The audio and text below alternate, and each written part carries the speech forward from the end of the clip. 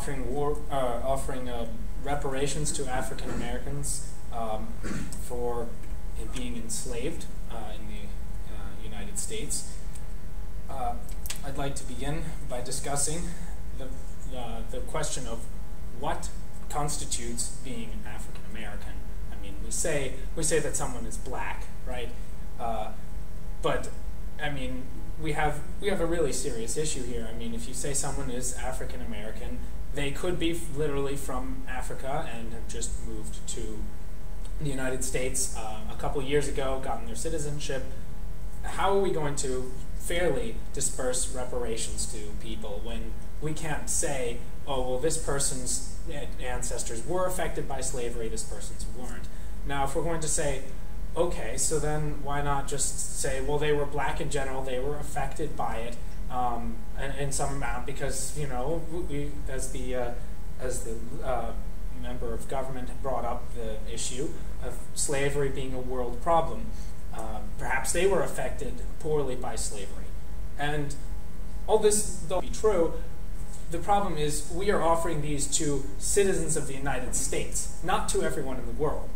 If we would like to entertain the debate on offering reparations to every person who has ever been enslaved, I'm pretty sure that this is not going to work, and I know the government agrees with me. But the point is this: if we're going to talk about it being an international problem, then why is it that we're only offering reparations to them? I see this as being unfair. If we're going to offer reparations, we should give it to those who are deserving of it, and certainly plenty of people other than those in the United States, as they argued, are deserving of reparations, and it would be our fault too. It's not even to say that necessarily those are some cascading end of the other edge of the world kind of issue, but we might have directly caused their suffering. But we're not going to pay them money because this is utterly ridiculous. So obviously we can't just say that everyone's going to get it. So we've narrowed it down to we give $100 per percent black. So if I'm 100% black, but only one of my ancestors was distantly affected by slavery, I will get $10,000.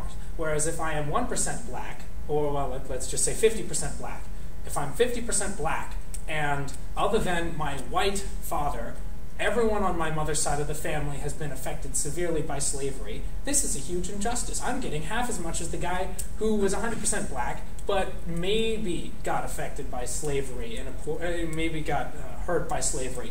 So obviously you can't equate the amount of money given to people according to just how black they are. I think this is disgusting, to be personally honest. Offering money just because one person is more black than another, isn't that racism? Isn't that, I think it's ridiculous. So if we're talking about giving people money to recompense for suffering, then it doesn't make sense to just give money according to how black they are, whether that means that they were enslaved more or not. Keep in mind, plenty of people who weren't even quite black, maybe 50% black, are still enslaved. You know, all of the master's children with the black women were half white, right? But they probably suffered even more than those who were, you know, 100% black and just got left alone. So obviously we can't equate suffering with the percentage of black. This is completely irrelevant. So let's talk about the amount of suffering. Suppose that we've got somehow that we can talk about the amount of suffering that people have gone through.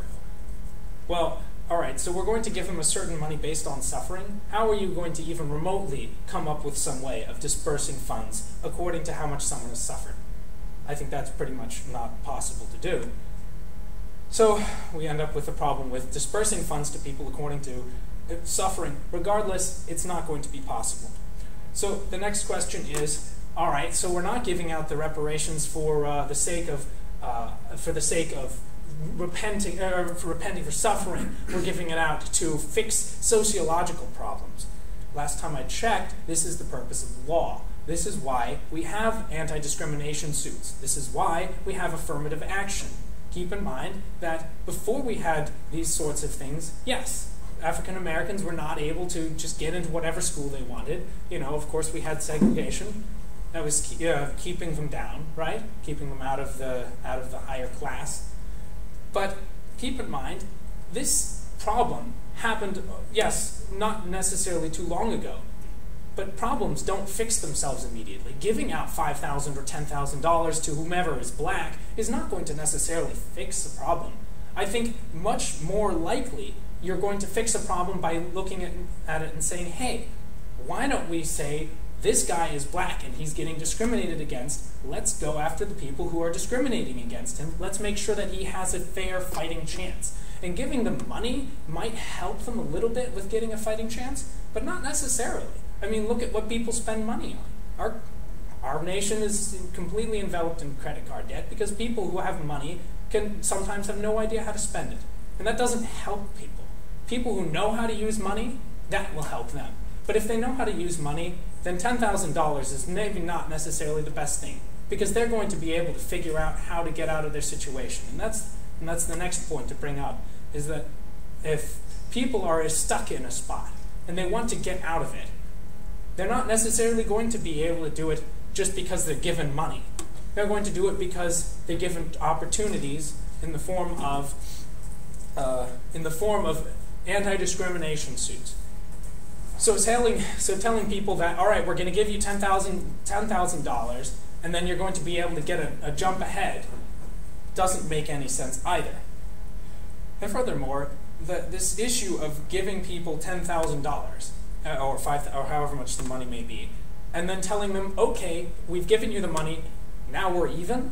It almost seems that the fact that they have established that it's only a one-time payment means that they have no intention of doing this ever again. Not to anyone else either.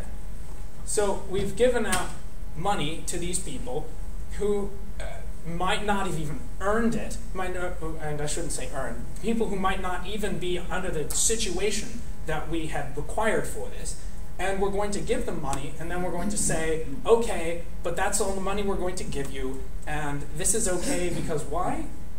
I'm not sure. So the question is whether this is going to move for progress, and the real answer is that no. What we're better off doing is working on dealing with affirmative action, helping people in ways that are such as educating them, giving them education programs rather than just throwing money at a problem and hoping it'll resolve itself. We know that sociological problems don't fix themselves just because we put money into it. So very clearly, we do not want to just give them money because this does not help problems. Thank you.